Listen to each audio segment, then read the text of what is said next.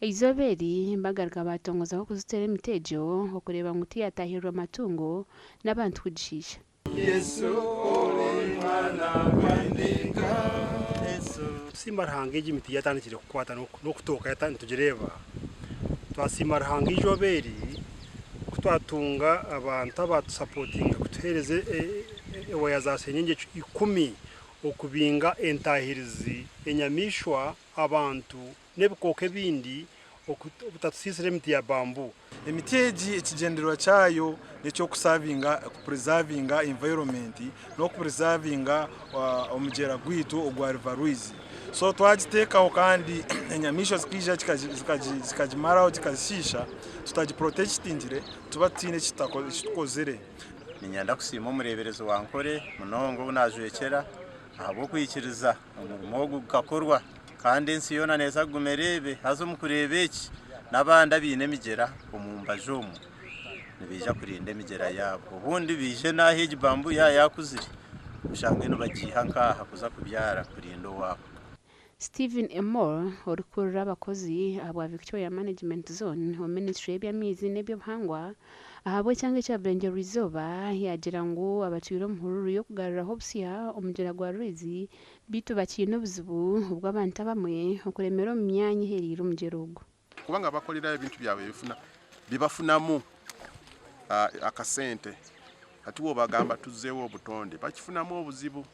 Hati bwenu wanenda kukonsavinga kureba ngo Ruizi gwagaruka ngo kwaberuri oyine gukora ibintu byinshi masa ngo ugumwanya no kuzeterera abantu barika gutata hamunongana n'enyamishwa rero emiterumu na nebindi byone birumu nobehereza chance okukora. Omugandi nkomuringo gumo gukumaraho za butanda hangoto aba Lions Club ya Ntungamo babire mitaha myanyere kucira kubaho za butandu okurwa mutawuni ya Ntungamo ogarwa mutawuni yitojo. Reba mwana nacu mito yuko 10 Achina ndangu bakimutaba. Esinchija kwera bavuji babiruka okuchendeza okuvuga speed baguma bahika myanya erabe biruhe mteji. Up in my head to stay. Twabyara Ruhanga ayife yo mwami bashukwa hakubaho accident y'amani eyisiro mugore naza kumukinga aho naho twataho muti twija twagumeza mutwaza Ruhanga hakucya kubaho accident aha cyoma cyo mwanya geza aho kore cyo nekikubasika kureba ngo abandi abakoze urugoto amagara gabo gakoma gatebenge. Abahona abanize no kutambura ayo batandikira omutawuni ya Ntungamo ubwo barikuza omutawuni yitojo barikwereka abantu uko kutambura kuri kuyamba kucendeza oburire bwa shikari ekibese diabetic walk. Twabantu tuyaba kutambura mayiro 8 okurwa omutawuni Ntungamo okushika itojo a hospital. Abahona barambwira akashika bashabazi akabayo nubombeka omutawuni yitojo.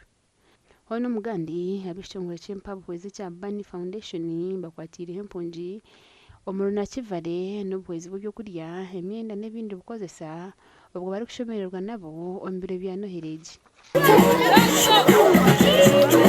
Ori ku restaurant eki ampile shadi ya Bani nashobora abunchi bakuzereji. Nganta kijaga kunia but I knew Hakari of camp. So nkana jiriburu wa mwanja na chaka sakunkani enda kuja kuni lokali. Then I also got the idea na sharing a poster. Of course, tina chikona nyenka having a supportive family, like a family that supports you, especially my mother. Abirari aho yangira ta mami nyenda ebirabiri na chumi. Celebrating enza kuzena abantu bana kivale. Omumpunji tutwale keki tubatware byo kujwara n'ibyo kurya tube no twabo so nashimera munonga akuba nanyinyenka nyine umutima gwo kuyamba. Let's learn to share. Together we can make the world a better place because it is from the little that we have that others can benefit. Abatunjire bwezi obu basimire. My name is Musa Zosi. I'm Congolese by nationality. I thank Bani Foundation for their kindness, heart, and their unwavering support they showed us. So really, I believe that Ugandans have a kind heart to support refugees. wa TV Western Susan Chasima na Fred Kabango tulyakira.